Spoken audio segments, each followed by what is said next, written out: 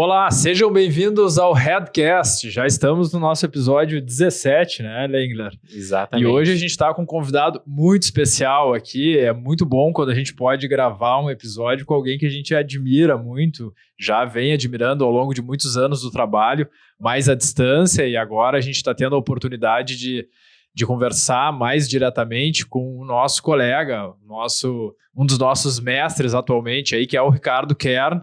Então, um prazer para a gente ter o Ricardo, e a gente vai falar bastante de docência, de palestras, de clínica, de periodontia, de cirurgia de maneira geral, de prótese, de tudo que envolve essa grande área que a gente se dedica. Então, o Ricardo é especialista em periodontia, mestre em reabilitação oral, e aí quando a gente olha o mestrado, a gente já vê que o leque abre bastante. E a gente certamente não vai conseguir esgotar tudo que a gente gostaria de falar aqui, mas vamos tentar sugar o máximo possível.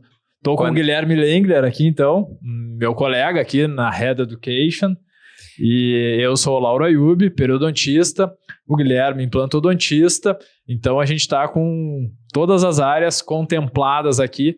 Mas já vou passar a palavra para o nosso convidado. Só quero abrir um parênteses, que o nome dele, desde que a gente começou o projeto do Headcast, o nome do Ricardo tá com as pessoas que a gente gostaria de convidar, e que a gente sabia que também o projeto precisava de uma certa maturidade para a gente começar a chamar as pessoas que a gente queria aproveitar o tempo. Então...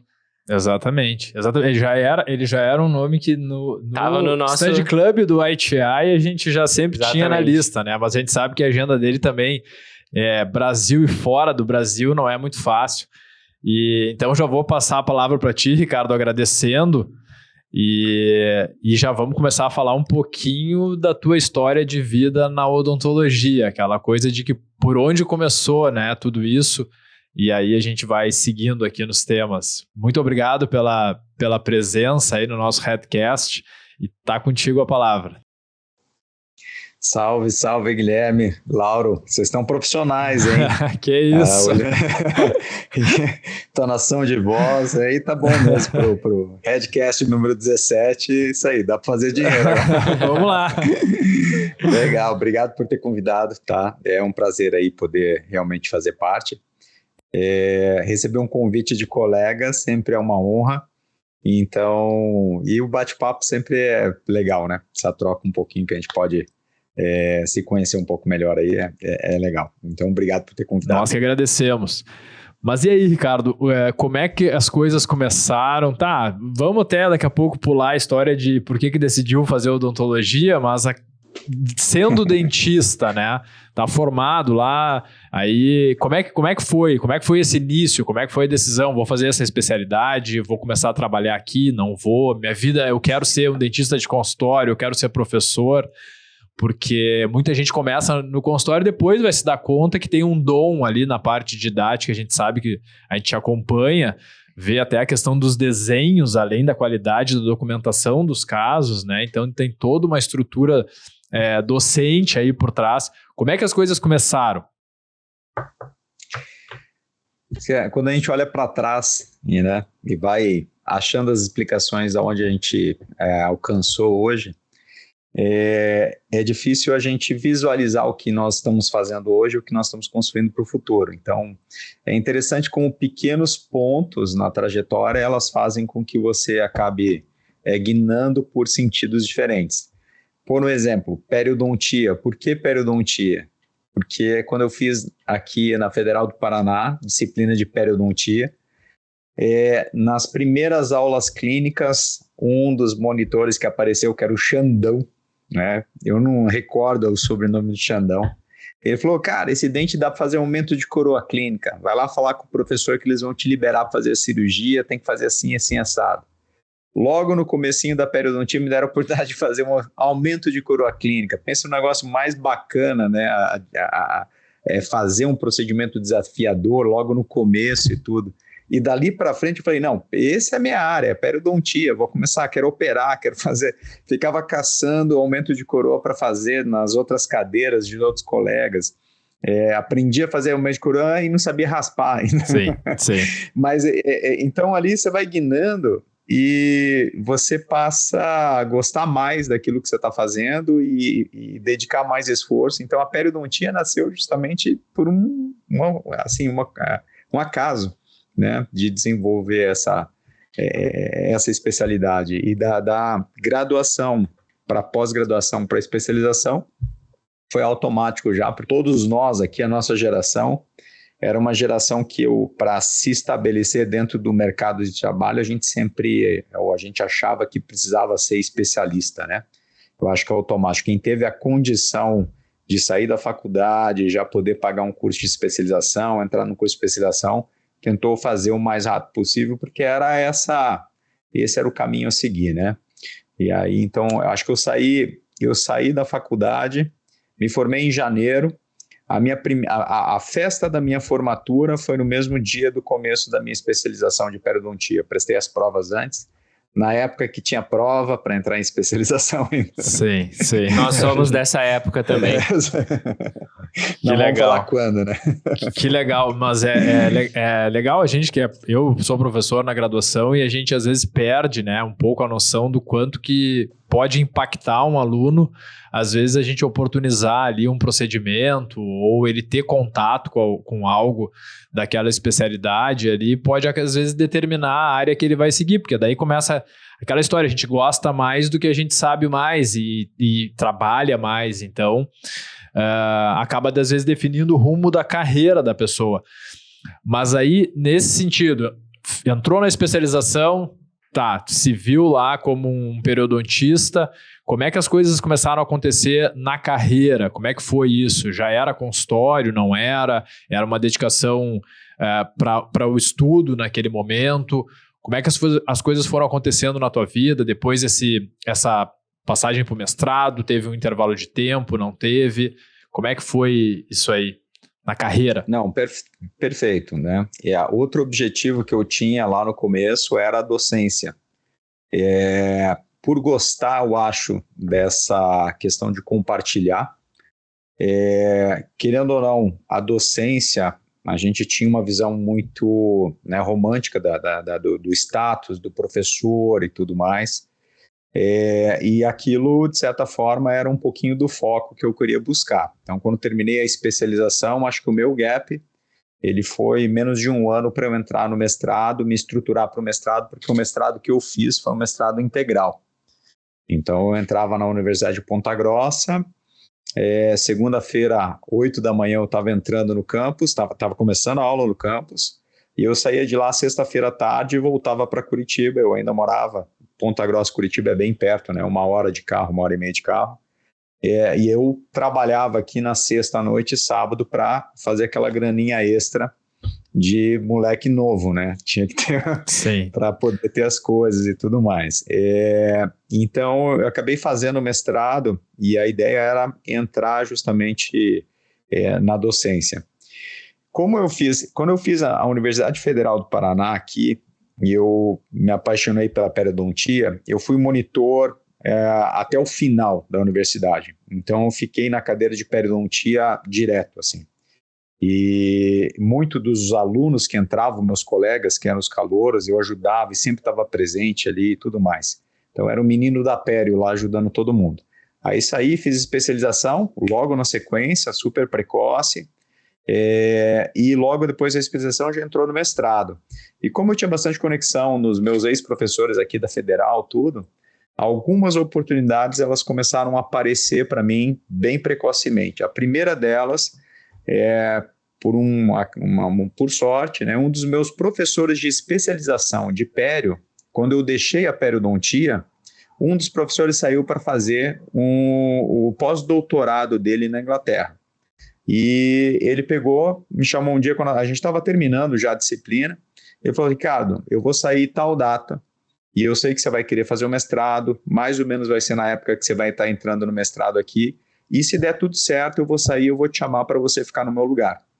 Então, 1 ano depois, eu estava entrando como professor de pós-graduação da especialização que eu tinha deixado 1 ano atrás. Fazia o mestrado, e o curso era sexta, sábado e domingo, então às vezes eu ficava direto lá em Ponta Grossa, e com 25 anos, né, professor de pós-graduação e tal.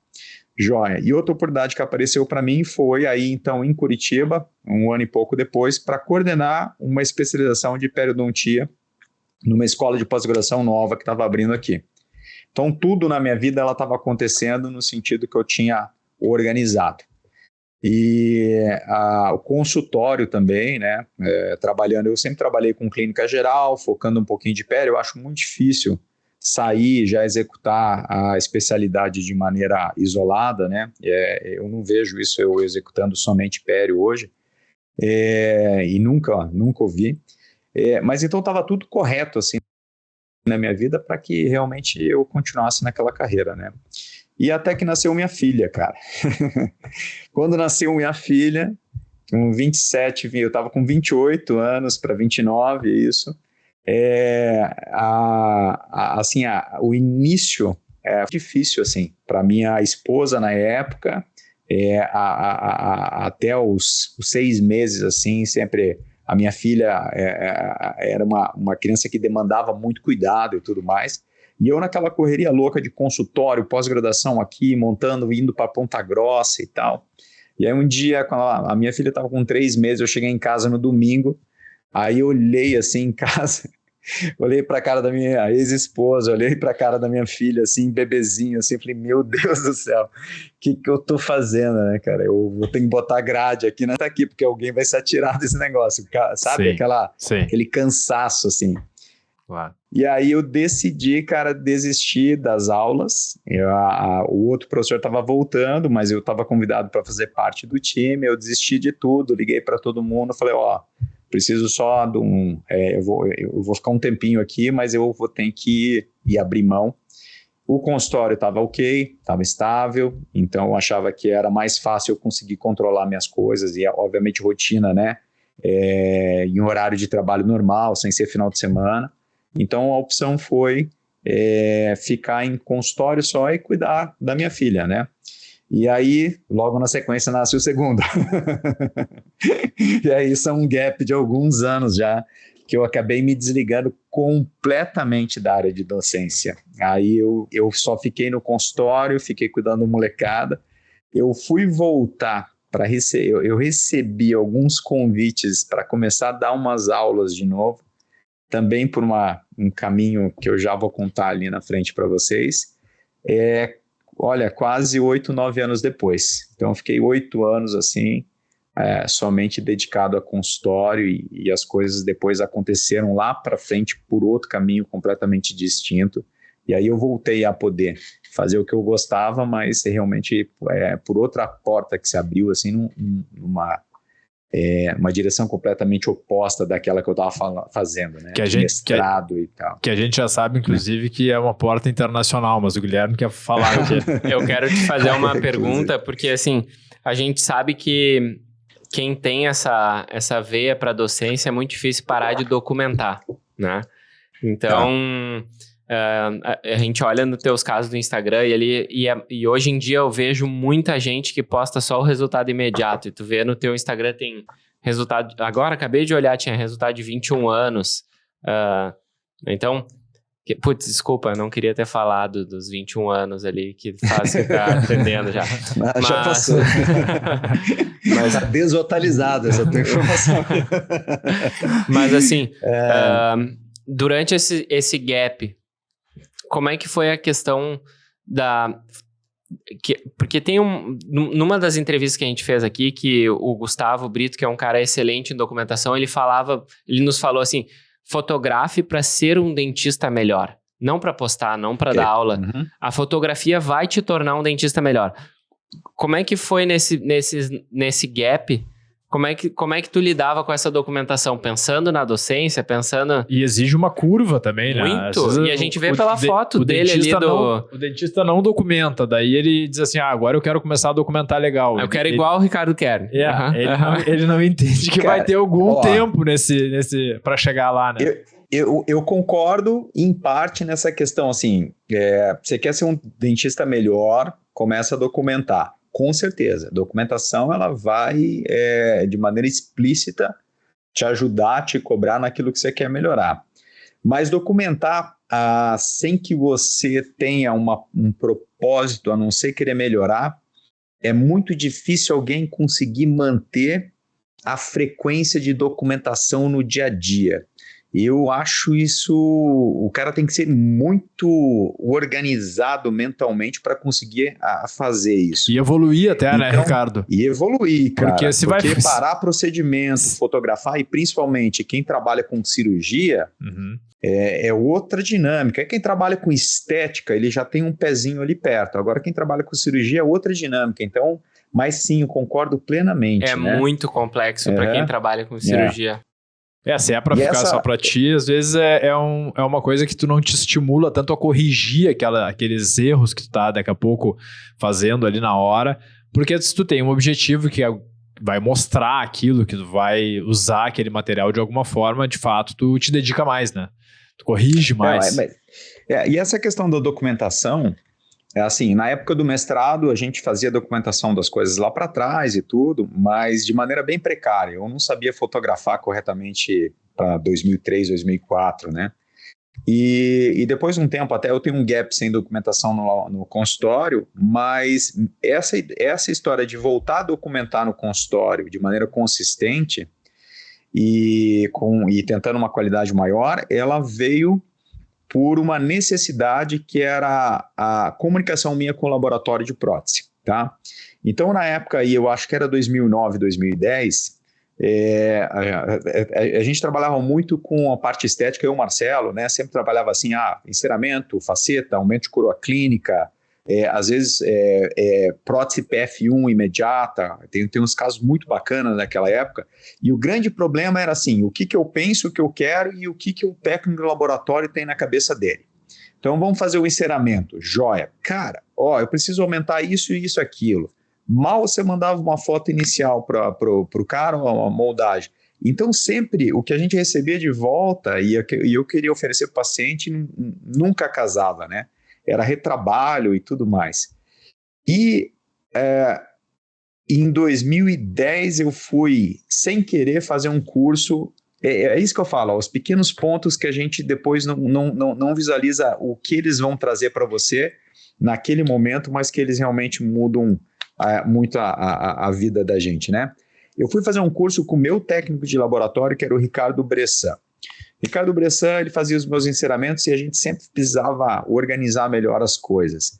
E aí a gente foi fazer um curso com o Murilo Calgaro aqui em Curitiba. O Murilo tinha um curso dele, estava começando o curso que chamava Desenhando Sorrisos. Beleza, e eu queria entender estratificação de cerâmica, eu não sei por que eu queria entender aquilo, eu estava lá. Sentei do lado do Ricardo Bressan e tudo, primeiro dia de aula e tal. E aí, naquela época, o Murilo estava falando para a gente o seguinte, o grande problema nosso técnico no laboratório é não saber o planejamento do paciente, a gente não tem informação do paciente. E na hora eu falei, opa, é exatamente o que eu quero fazer, o caminho oposto, eu quero dar informação. E aí o Murilo falava que, no mínimo, a gente tinha que ter uma fotografia que trouxesse para aquela maxila que você está aplicando aquele modelo, uma referência da face do paciente, como que aquele sorriso estava posicionado na face, que é a linha média e um plano horizontal do paciente, né? É a sementinha do DSD. O Murilo falou assim, organiza a foto mais ou menos assim, assado, mas amanhã tem um amigo meu que vai dar uma aula via Skype para vocês, uma hora e pouco, de como vocês organizam essa foto e conseguem riscar no modelo essas linhas. Aí no outro dia chegou um cara de São Paulo que eu não fazia nem ideia quem que era, um tal de Christian Coachman, sentou lá de bermudão na sala dele lá e mostrou para a gente no Keynote como que a gente pegava a foto do paciente, tirava a referência horizontal, vertical e passava para o modelo. Uma hora mais ou menos de uma explicação que eu falei assim, cara, é isso que eu preciso para começar a passar a informação agora para o meu técnico nas reabilitações, né? Eu quero acertar já no provisório. Valeu o curso. Né? Valeu o curso. Eu saí de lá, cara, eu saí do curso do Murilo porque era meio modular, mas eu passei no shopping, um shopping mais antigo que é o Shopping Miller aqui, tinha uma Apple lá, parcelei um Mac e aí eu fui remontar minha câmera de novo, aí que eu fui montar a câmera que eu uso até hoje, daí comprei o corpo Nikon, comprei lente e tudo, e eu voltei a documentar mais uma vez pela questão do planejamento digital. E como eu estava planejando os casos para fazer o planejamento digital, eu falei, por que eu não vou tirar uma foto de antes e depois? Por que eu não vou tirar uma foto durante a cirurgia? E embora eu não tinha aplicação ainda como material didático mesmo, né? E aquele material eu comecei a juntar ele, tinha uma meia dúzia de casos que eu comecei a usar depois de uns 5 anos para apresentar mais uma vez esses casos aí. E, na verdade, não comecei a apresentar em aula, né? Eu comecei a apresentar dentro de grupo de discussão de caso clínico de Facebook. Existiam 2 grupos aqui no Brasil, que um deles era o In-Surgery, o outro era o Perimplantar, e eu fui curioso, comecei a participar de um grupo de inglês, embora o meu domínio de inglês ainda era... Eu sabia ler, mas para escrever não tinha um domínio, e inglês. E eram sites de pério, implante, né, cirurgias estéticas. E eu fiquei 1 ano acompanhando até que eu tive coragem de pegar um daqueles meus casinhos e jogar lá para postar. A primeira vez que eu postei um caso, e você está fazendo lá dentro do teu consultório, teu trabalho, o paciente, o paciente pode avaliar teu trabalho, mas o paciente ele avalia teu trabalho com muita restrição. Ele não sabe o quanto do teu trabalho realmente foi em alto nível, manteve. Ele tem bastante noção, né? Mas se executa uma cirurgia do paciente que está completamente desfavorável e modifica aquela condição, você vai ter um pós-operatório mais agressivo e tudo mais. Você fez muito pelo caso. Às vezes você tem um caso super favorável, opera mal, manipula o tecido de qualquer maneira, e aí o paciente tem um pós-operatório desfavorável. Não, é assim mesmo. Então, às vezes, ser julgado por paciente é uma coisa, ser julgado por pares, exato, por outros profissionais é outra coisa. E quando eu pegava o caso e jogava lá no Facebook, botava um caso ali, receber a opinião dos outros, aquilo você passa a documentar de maneira distinta, né? Você quer documentar bem, organizar bem, operar bem. Uhum. O paciente ele não tem essa régua que os colegas entre si passam a estabelecer, né? O paciente ele tem aquela avaliação daquele dentista que ele foi lá e fez a cirurgia, que ele foi lá e fez a prótese, mas ele não tem um parâmetro que a gente, como profissionais daquela área, olha, daqui a pouco tem o caso, esse cara aí é diferente porque eu tô acostumado a ver isso e isso aqui é diferente. Exato. Exato. E é legal esse teu relato porque isso tudo aconteceu de alguma maneira pré-rede social. Foi aí depois esse segundo passo para o Facebook, que ainda era muito esse sistema de fóruns, assim, de grupos, né? Isso, mas é tudo pré-Instagram, que é quando abre de vez esse leque para que uma pessoa que não teve nunca uma experiência docente, mas que trabalha super bem, que documenta bem seus casos, começa a postar e começa a atrair um monte de olhares e daqui a pouco, a partir dali, começa a receber convites para ser professor, né? Mas tô citando isso porque daí a gente vai te perguntar como é que veio esse convite para que tu retornasse para essa vida de palestrante, de professor. Tá. Essa questão de postar... Fica à vontade para mudar a ordem das coisas aí. Não, tranquilo. Quando eu comecei a postar, eu falei assim, de uma certa forma eu tinha aquela minha recompensa do ser professor de novo, de compartilhar e tal, né? Mostrar o que a gente estava fazendo. E era o gás que eu precisava para continuar documentando. Né? Que é aquilo que eu falei, se você só documentar para melhorar, uma hora você perde a força, né? Você tem que ser muito disciplinado, e eu não tinha tanta disciplina assim para fazer isso. E aí quando começou as postagens, aí feedback, botava um caso, e eu sempre achava que o antes e depois, ele não é justo com ninguém, né?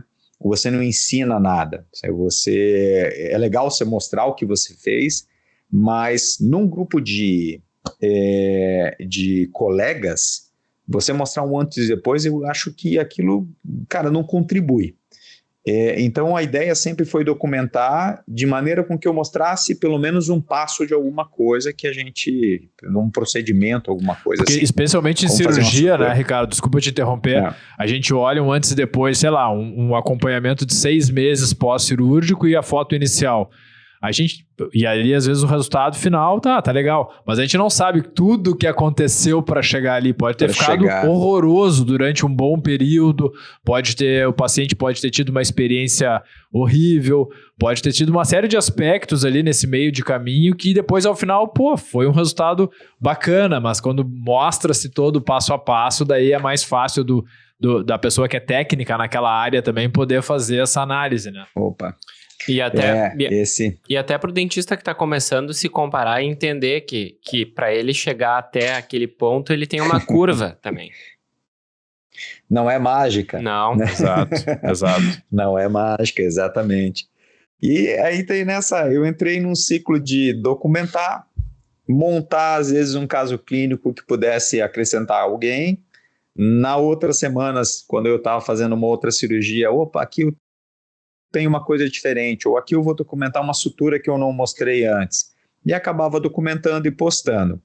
Isso foi bacana porque essa rotina de montar os casos clínicos organizados justamente para mostrar ou demonstrar alguma coisa, ele foi me construindo material didático mesmo sem saber, né? Postava, ganhava o likezinho, comentário, crítica, corrigia. E aí passou também um períodozinho, 1 ano, 2 anos aí, até que o material ele começou a crescer um pouco. E eu postava aqui no site em português e eu comecei a postar no site em inglês. Google Tradutor total, né? Eu escrevia aqui em português, checava no Google Tradutor, daí colava e copiava. Quando os caras me perguntavam um negócio, fazia a mesma coisa. E eu comecei a usar o inglês, pelo menos para escrever, quase todo dia respondendo gente, trocando ideia e tudo mais. E é a partir dessa construção, um dia eu recebi uma mensagem no Messenger, a gente sempre conversava, eu sempre conversava com esse pessoal online, você acaba criando uma certa amizade, né, pelas as perguntas, respostas e tudo mais. Mas um dia o cara mandou mensagem no Messenger me convidando para participar, cara, de um curso na Alemanha. Para participar de um curso da Alemanha, não era para eu lecionar num curso na Alemanha a princípio.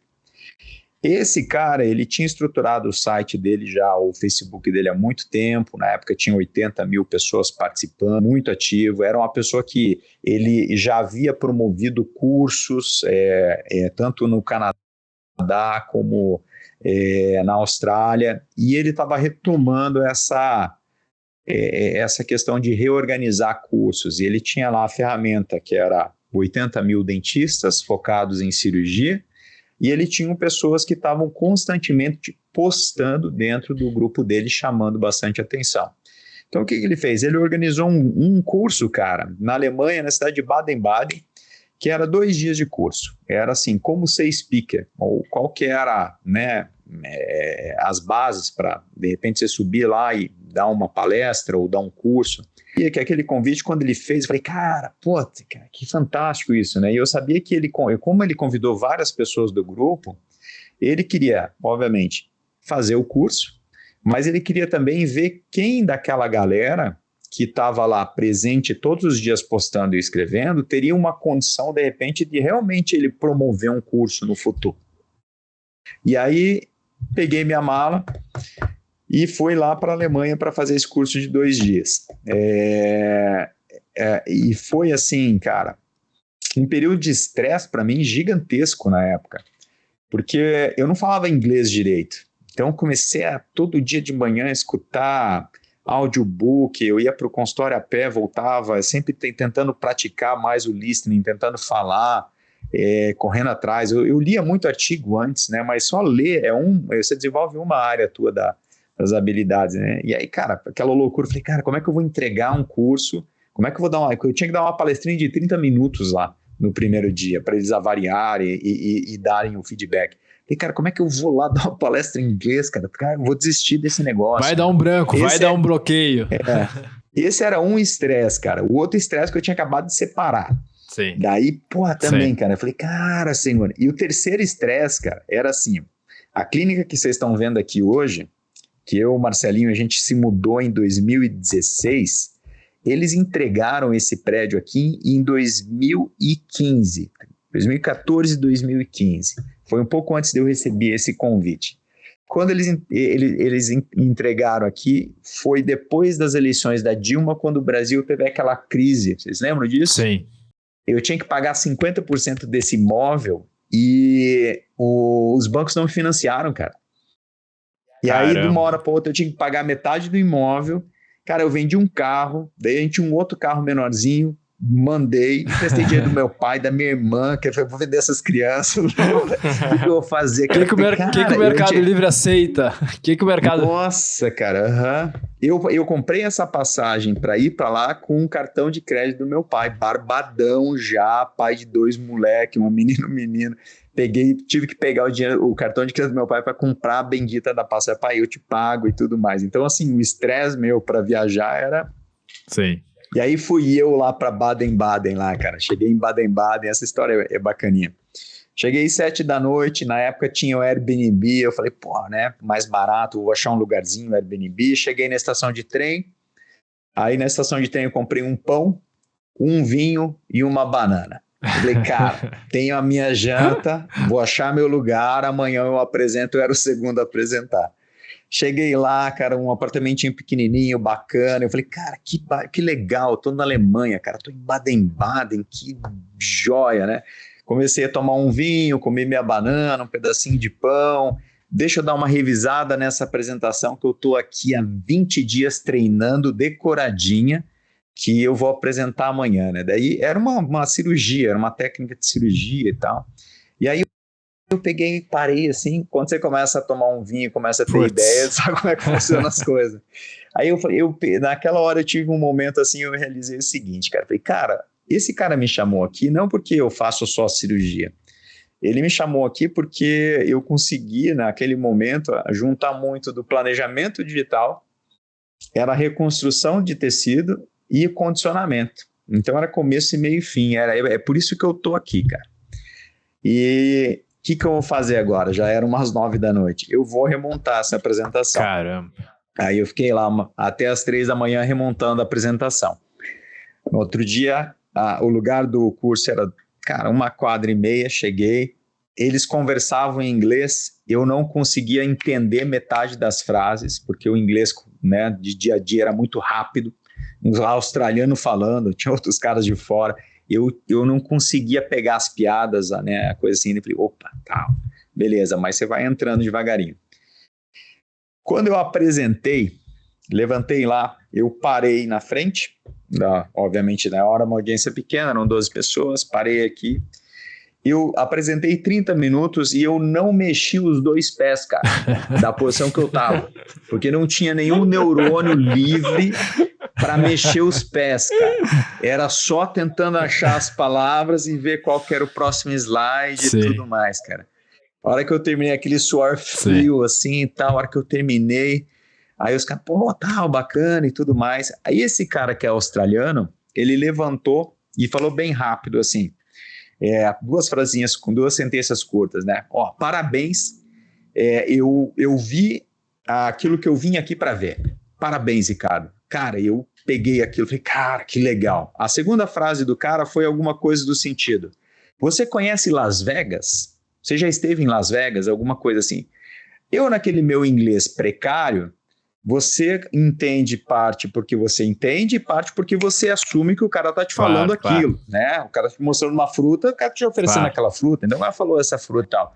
E aí eu falei, cara, mas Las Vegas não tem nada a ver com o que a gente... Eu falei, cara, daí eu falei assim, o quê? Daí eu falei, não, você já esteve em Las Vegas? Eu falei, não, nunca tive. Daí eu falei assim, ó, eu vou te oferecer um convite para você apresentar o seu trabalho no ACOI em Las Vegas. Você está convidado, meu camarada. Cara, eu saí ali daquelas semanas de estresse financeiro, divórcio e falar inglês. Eu sentei na minha cadeirinha lá, eu desmanchei na cadeirinha, assim. Eu fiquei lá o resto da manhã, assim, meio assim, flutuando no negócio. Ele assim, pô, ele não sabia o que era o ACOI, não sabia o tamanho que era. É uma sala que os caras colocam 2.700 pessoas dentro. Demorou 1 ano e meio para o ACOI acontecer.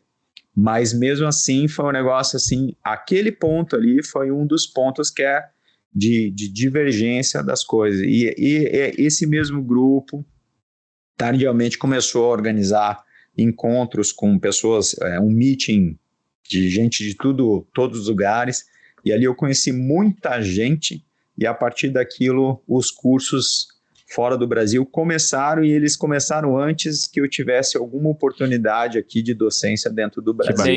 Então, eu comecei a fazer fora. Tem um ditado gaúcho que fala que, né, homem feio sem coragem não possui mulher bonita, né? Então...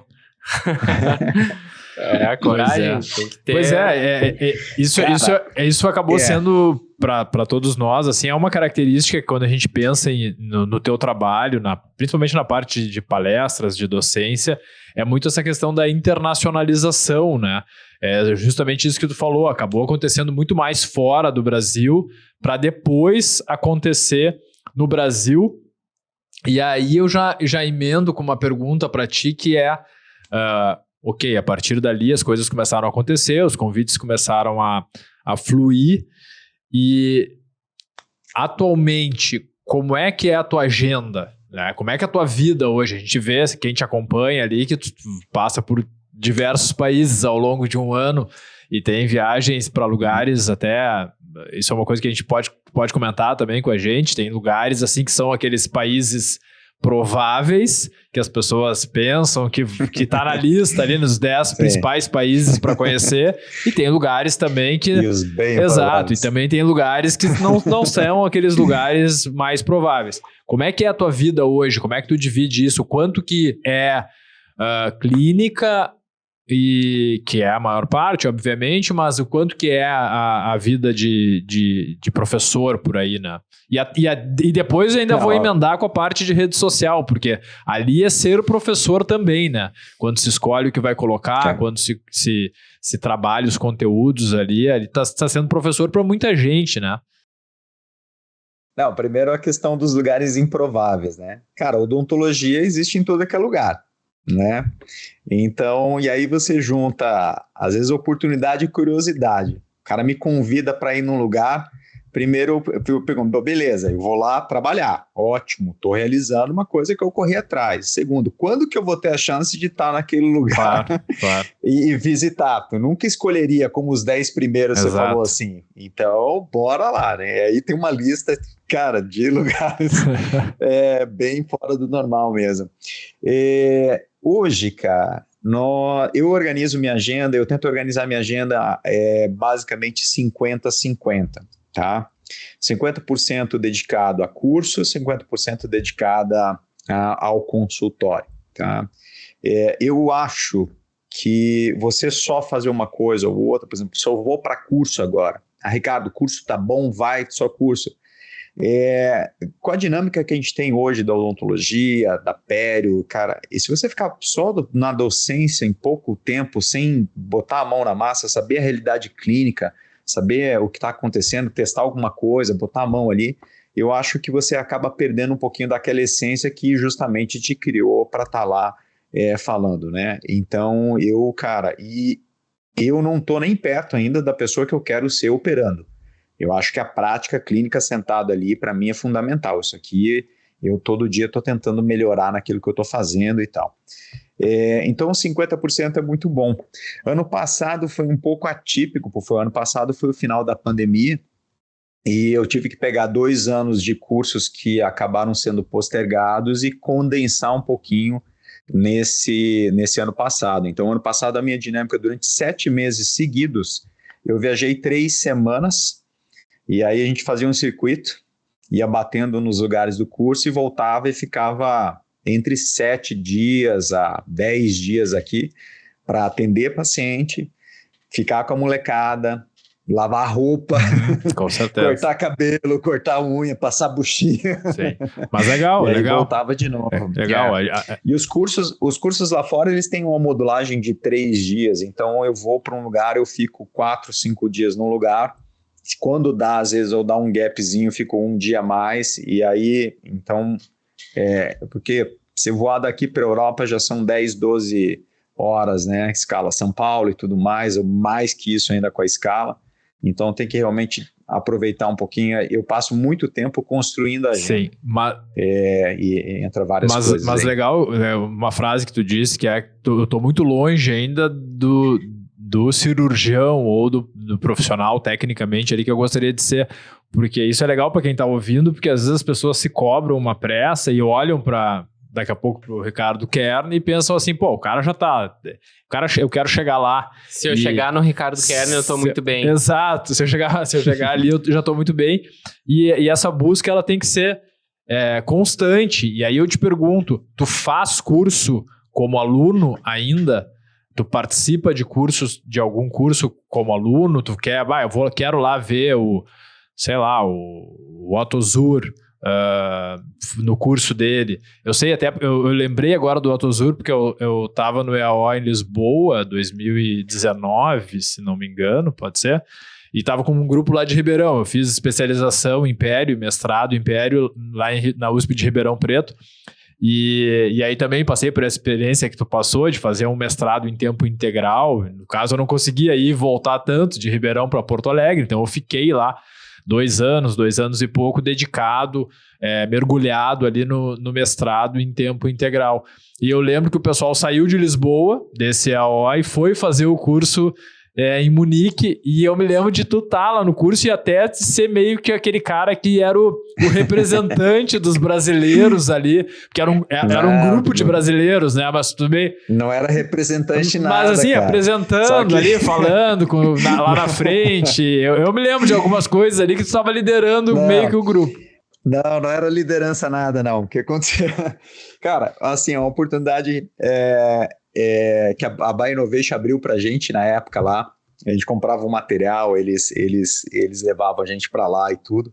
E foi um grupo fantástico, assim, né? O nível das pessoas que foram lá, cara, era fantástico em termos de técnico, e os seres humaninhos que estavam comigo lá. Mas essa questão da liderança não tem nada a ver. Quando o curso começou, no primeiro dia, o Otto Zur começou a falar lá na frente, cara, e ele estava dando a palestra dele em inglês, e eu escutei um zoom na sala. Eu falei, o que a galera tá conversando? O cara tá falando lá, o que os caras estão conversando? O cara vai ter que pedir silêncio. Era para ter um tradutor para fazer, metade do grupo não falava inglês, e era para ter um tradutor lá para fazer a tradução simultânea. E os equipamentos estavam lá, só que o tradutor não veio. Aí o Ed chegou e falou para mim, Ricardo, cara, vem cá, me puxou assim, falei, cara, ó, seguinte, você quebra um galho, você faz a tradução aí, que eu vou ver à tarde, o cara vai vir à tarde, a mulher vai vir à tarde, não sei o quê, mas de manhã eu preciso que você faça. Eu falei, cara, nunca fiz isso. Como é que eu vou fazer tradução, cara? Eu mal consigo. Daí ele falou, não, por favor, aí, ó, você me paga um mais chopp. Uma oportunidade na vida surgindo aí, mais a coragem. E a coragem. E a coragem. Não, você me paga um chopp? Daí eu falei, ele, porra, tá. Daí eu peguei o microfoninho, sentei mais no fundo da sala.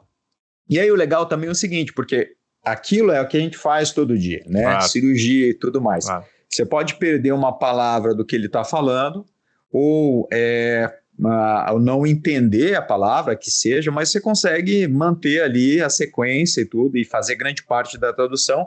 E eu fiquei quietinho aqui fazendo a tradução e tal, então beleza, né? A primeira vez eu falei, pô, beleza, é cansativo e tal. Chegou meio-dia, a gente almoçou e chegou a tal da tradutora, cara.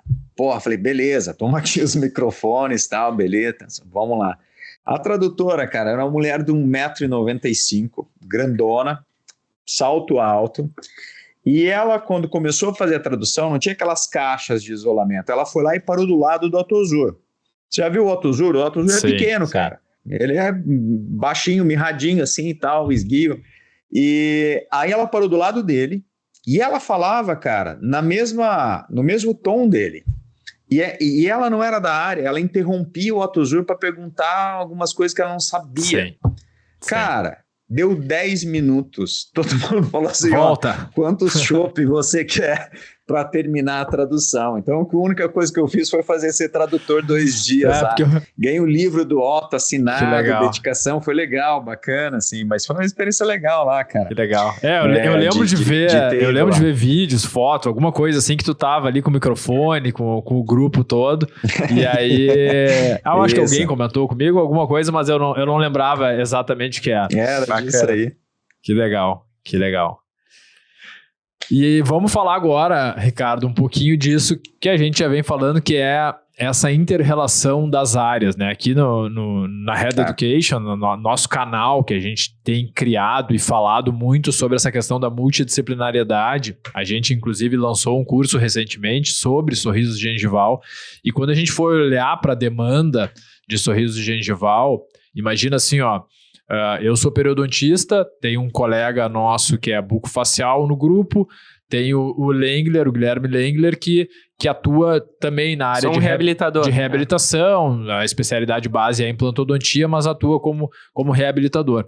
E aí a gente foi olhar para o sorriso gengival e começou a ver, sorriso gengival é uma demanda multidisciplinar. Né? Às vezes ela está relacionada pura e simplesmente com o aumento de coroa estético, às vezes tem o biovolume envolvido por uma concavidade em pré-maxila, que tem algumas consequências. Aí lá o nosso colega bucofacial, mas tem excesso vertical de maxila, tem protrusão, às vezes é um caso ortocirúrgico, o paciente precisa entender essas limitações se ele não quer ir para uma cirurgia um pouco maior. Tem harmonização agora. Tem questões relacionadas a lábio, tanto espessura de lábio como a própria movimentação desse lábio. E ainda tem a parte restauradora, que muitas vezes esse aumento de coroa pode estar associado a um trabalho restaurador, a um projeto restaurador, né? E aí a gente começa a se dar conta que voltando àquela questão, muito do que a gente faz é impossível a gente restringir. Às vezes, mesmo trabalhando em equipe dentro do consultório, restringir os nossos conhecimentos pura e simplesmente ao que está encerrado numa especialidade, se é que é possível encerrar uma especialidade. E a gente vê que a tua especialidade base é a periodontia, mas quando a gente te acompanha também, vê ali a necessidade de conhecimentos pura e simplesmente da implantodontia, da prótese, da reabilitação de uma maneira geral. É possível, assim, a gente traçar limites entre uma especialidade ou outra? A gente, voltando para pério, tem periodontistas que eu conheço que fazem quase procedimentos que são relacionados à cirurgia bucofacial, cirurgias de reconstruções, que inicialmente quem pensa em fazer pério às vezes não é o que vem direto à cabeça, e tem bucofacial que está fazendo lá o recobrimento radicular, o aumento de coroa estético. Como é que tu vê, assim, para quem está nos ouvindo, para os estudantes, para as pessoas que nos escutam, esse limite entre essas especialidades? Várias questões, assim, que eu acho que eu posso trazer. A primeira, do tempo de carreira que a gente tem lá, 30 anos, 35 anos trabalhando, mais ou menos, eu não consigo olhar para a minha rotina clínica e fazer a mesma rotina todos os dias. Eu não consigo ver isso. Então, o fato de você estar mudando, evoluindo e tal, eu acho que é natural para que a gente consiga ter mais prazer daquilo que a gente está fazendo, né? Os pequenos desafios de fazer uma coisa nova ou fazer melhor do que a gente fazia antes. Então, isso é legal, né? Aquele pequeno presente que você está atendendo um paciente e fala, cara, olha que bacana, eu estou conseguindo fazer um negócio que eu não conseguia fazer dessa maneira antes. Então, é essa evolução. E hoje, cara, eu acho que não é nem de hoje, você conseguir fazer a tua especialidade, você é especialista, você vai levar, obviamente você está focando para performar aquela atividade no nível maior, mas você não consegue hoje chegar acima de um patamar sem que você agregue conhecimento das áreas que são conexas.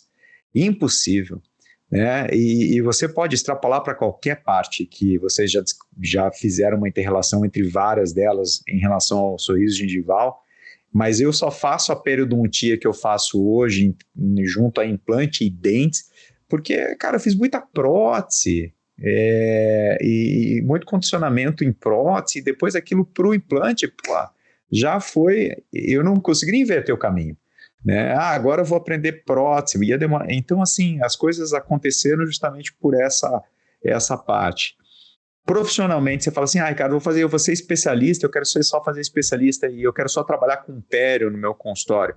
Beleza, mas mesmo assim, as pessoas que vão te mandar os casos de pério, eles vão querer que você entenda a parte deles, né? Que você tenha essa relação.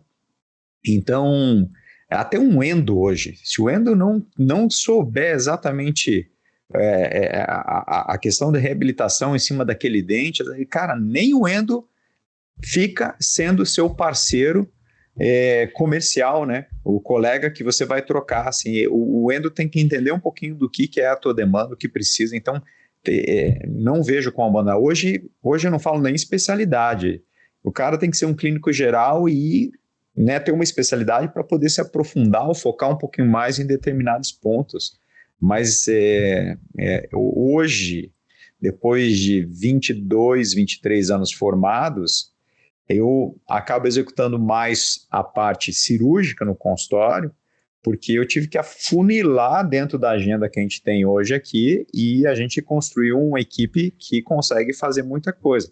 Mas eu pego volta e meia casos que eu vou fazer isso, eu vou fazer condicionamento, vou fazer essa prótese imediata aqui e tudo, que é para ainda manter um pouquinho dessa questão acesa ali, né? Conseguir absorver algumas informações de outras áreas. Não é fundamental, não tem nem como pensar hoje de nem harmonização, só harmonização, não vai entender do resto, não tem como, né?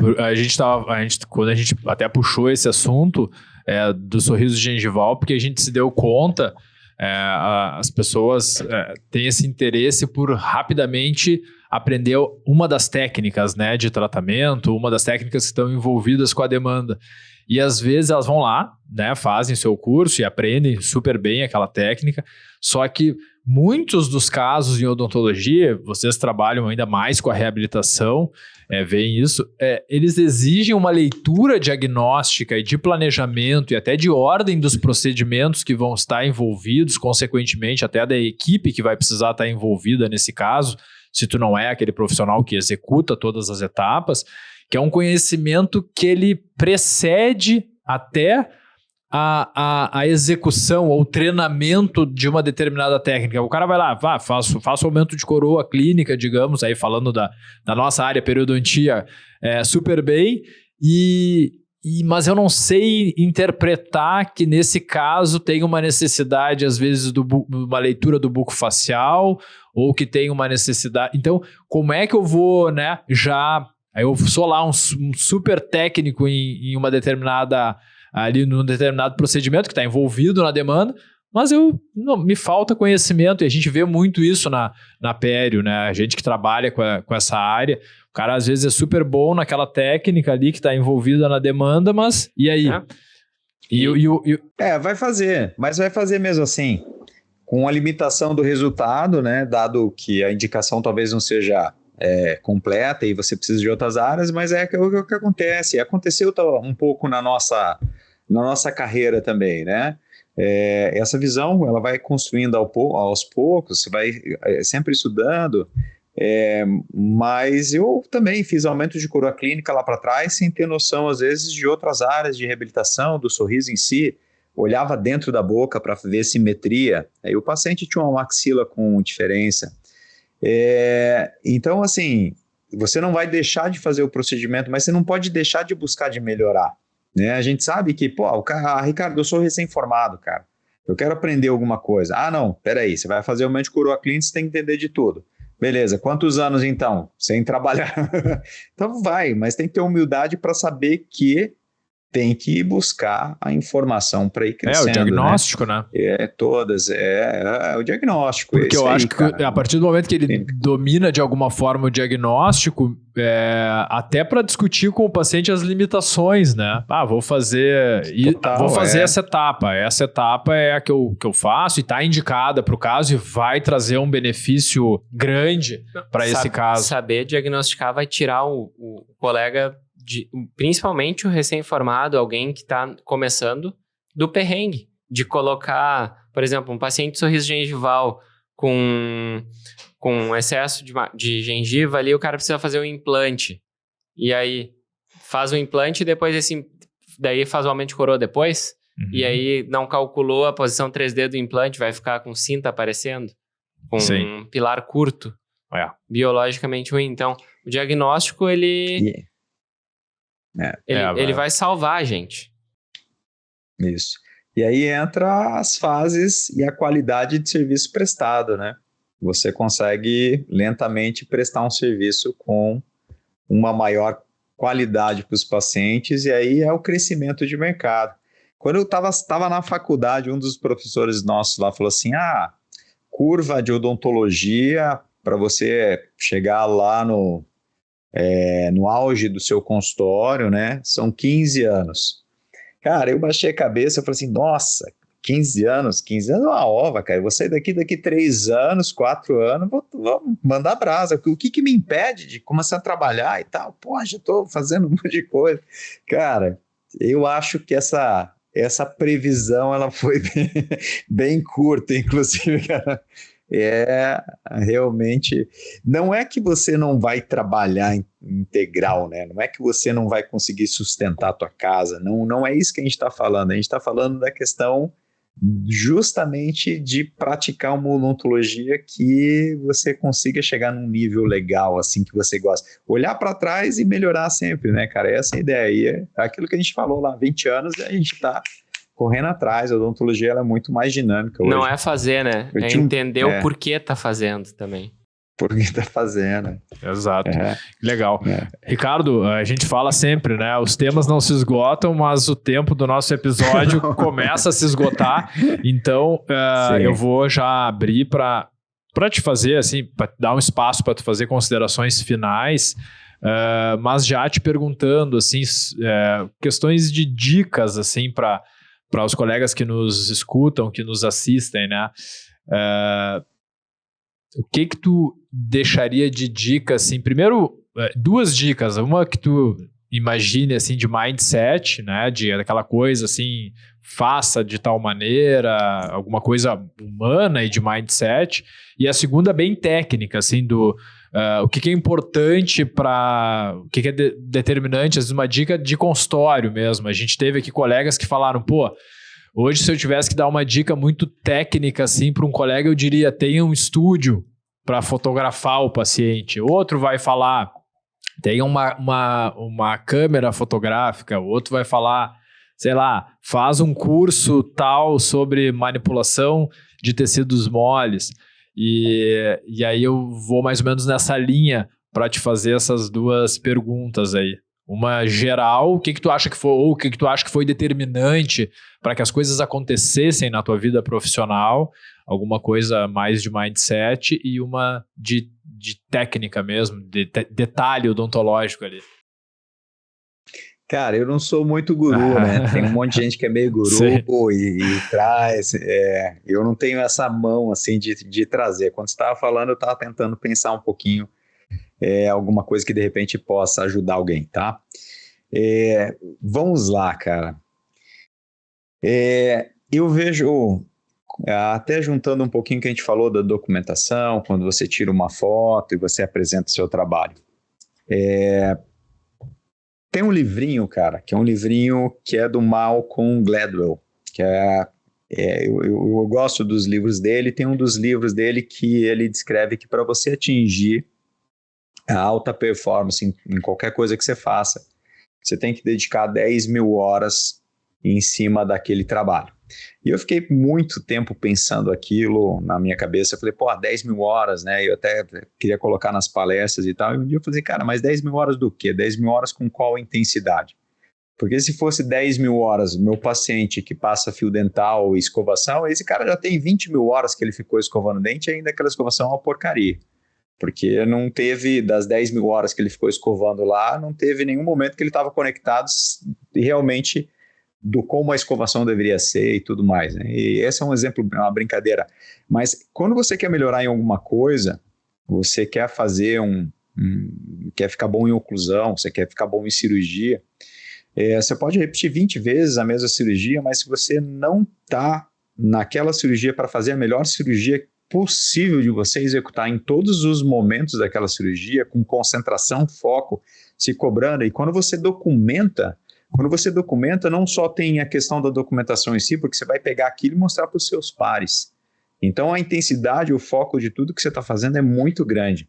O aprendizado, às vezes, em uma cirurgia, ela passa a ser uma carga de conhecimento muito maior do que passar, assim, en passant por as coisas sem muita conexão. Então, a intensidade daquilo que você quer realmente melhorar, eu acho que colabora muito mais do que simplesmente as horas de repetição daquilo que a gente está fazendo.